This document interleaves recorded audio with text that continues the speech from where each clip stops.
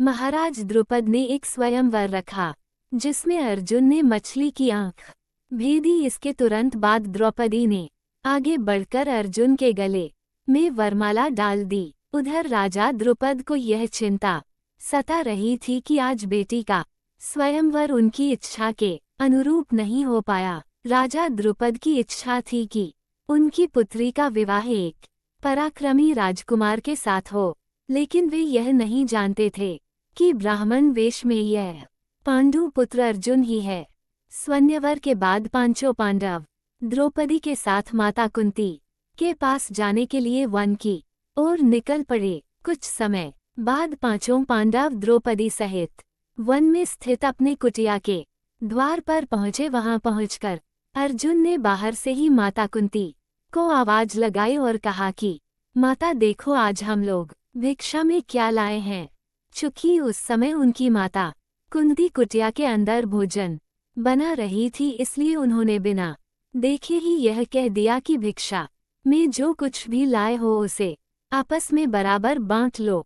सभी भाई माता की हर बात को आदेश की तरह मानते थे, इसलिए वे सभी उनकी बात सुनकर चुप हो गए। बाद में जब कुंती ने बाहर आकर द्रौपदी को देखा तो वह आश्चर्यचकित रह गई। फिर उसने युधिष्ठिर से बोला, तुम ऐसा करो कि मेरा वचन भी रह जाए और कुछ गलत भी ना हो। लेकिन धर्मराज युधिष्ठिर भी कोई रास्ता न निकाल सके। अंत में यह फैसला किया गया कि पांचों भाई द्रौपदी से शादी करेंगे। इधर जब इस घटना का पता राजा द्रुपद को लगा तो वो भी परेशान हो गए और उन्होंने अपनी सभा में बैठे भगवान श्री कृष्ण और महर्षि व्यास जी से कहा कि धर्म के अनुसार किसी स्त्री का 5 पति की कैस हो सकता है। तब महर्षि व्यास ने राजा द्रुपद को बताया कि द्रौपदी को उसके पूर्वजन्म में भगवान शिव ने ऐसा ही वरदान दिया था।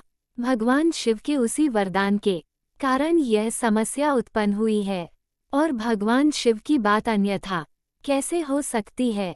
इस तरह महर्षि व्यास के समझाने पर राजा द्रुपद अपनी बेटी द्रौपदी का पांचों पांडवों के साथ विवाह करने को राजी हो गए। इसके बाद सबसे पहले द्रौपदी का विवाह पांडवों में ज्येष्ठ युधिष्ठिर के साथ हुआ और उस रात द्रौपदी ने युधिष्ठिर के साथ अपना पत्नी धर्म निभाया। फिर अगले दिन द्रौपदी का विवाह भीम के साथ हुआ और उस रात द्रौपदी ने भीम के साथ अपना पत्नी धर्म निभाया। इसी प्रकार अर्जुन, नकुल और सहदेव के साथ द्रौपदी का विवाह हुआ और इन तीनों के साथ भी द्रौपदी ने अपना पत्नी धर्म निभाया। यहाँ सोचने की बात यह है कि एक पति के साथ पत्नी धर्म निभाने के बाद द्रौपदी ने अपने दूसरे पतियों के साथ अपना पत्नी धर्म कैसे निभाया होगा।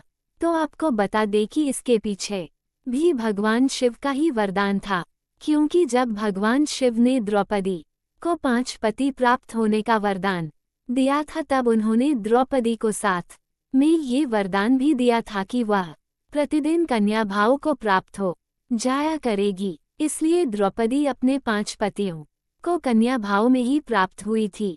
परंतु संतान प्राप्ति हेतु भगवान श्री कृष्ण ने ये सुझाव दिया कि प्रतिवर्ष द्रौपदी एक ही पांडव के साथ अपना समय व्यतीत करेगी और जिस समय द्रौपदी अपने कक्ष में किसी एक पांडव के साथ अपना समय व्यतीत कर रही होगी तब उनके कक्ष में कोई दूसरा पांडव प्रवेश नहीं करेगा। ऐसे ही कहानी सुनने के लिए पूरा पूजा राज यूट्यूब चैनल के लिए लाइक और सब्सक्राइब जरूर करें और बेल आइकन दबाना ना भूलें। प्लीज शेयर जरूर करें। धन्यवाद।